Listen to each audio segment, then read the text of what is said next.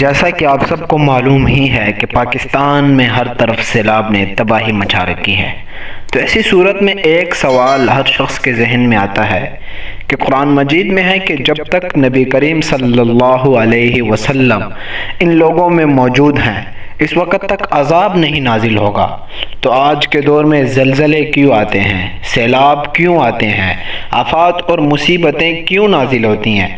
کیا نبی موجود نہیں؟ تو آج کی ویڈیو میں ہم اس معاملے کو حل کرنے کی کوشش کریں گے۔ دوستو، اللہ رب العزت نے قرآن کریم کی سورۃ آل عمران آیت نمبر 153 میں ارشاد فرمایا، جب تم افراتفری کی حالت میں بھاگے جا رہے تھے اور کسی کو مڑ کر نہیں دیکھتے تھے اور رسول اللہ صلی اللہ علیہ وسلم اس جماعت میں کھڑے جو تمہارے پیچھے ثابت قدم رہی تھی تمہیں پکار رہے تھے، پھر اس نے تمہیں غم پر غم دیا، یہ نصیحت اور تربیت تھی تاکہ تم اس پر جو تمہارے ہاتھ سے جاتا رہا اور اس مصیبت پر جو تم پر آ پڑی رنج نہ کرو۔ اس آیت کی مفسرین کرام نے بہت ساری تفاسیر بیان کی ہیں۔ ان میں سے ایک تفسیر یہ ہے کہ مسلمانوں نے حضور صلی اللہ علیہ وسلم کے حکم عدولی کر کے جو آپ صلی اللہ علیہ وسلم کو غم پہنچایا تھا، اس کی سزا میں انہیں جنگ احد میں شکست اور اپنے احباب کے قتل اور ان کے زخمی ہونے کا غم اٹھانا پڑا۔ آپ صلی اللہ علیہ وسلم کے حکم ماننے میں اختلاف اور تنازع کیا۔ سورہ آل عمران کی آیت نمبر 149 تا 155 کا مطالعہ فرمائیں۔ ان آیات میں غزوہ احد کا ذکر کیا گیا ہے۔ غزوہ احد میں اللہ تعالیٰ نے مسلمانوں کو حضور صلی اللہ علیہ وسلم کے حکم عدولی پر سزا دی اور ان کو غم دیا گیا۔ مسلمانوں نے جب آپ صلی اللہ علیہ وسلم کے حکم کو نہ مانا اور اپنی جگہ چھوڑ دی اور مال غنیمت سمیٹنے لگے تو ان کو شکست کا سامنا کرنا پڑا، اپنے دوست احباب کی شہادت پر غم سہنا پڑا۔ یہ سب کیوں ہوا؟ اس کی صرف ایک ہی وجہ ہے، وہ حضور علیہ السلام کے حکم کی عدولی تھی۔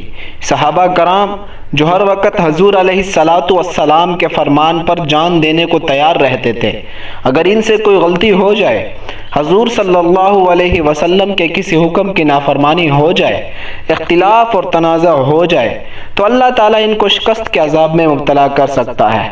ان کے دوست احباب کو زندگی سے ہاتھ دھونا پڑ سکتے ہیں، فتح چھینی جا سکتی ہے۔ تو پھر آج ہم مسلمان جو ہر قدم پر اللہ تعالیٰ کی نافرمانی کرتے ہیں، حضور صلی اللہ علیہ وسلم کی نافرمانی کرتے ہیں، تو کیسے ممکن ہے کہ اللہ تعالیٰ کا عذاب زلزلوں، سیلاب اور دہشت گردی کی صورت میں نازل نہ ہو؟ یہ آج جو ہم اپنے معاشرے میں عذاب کی مختلف صورتیں دیکھتے ہیں، یہ سب ہماری بدعمالیوں کا نتیجہ ہے جن کی ہم کو سزا مل رہی ہے۔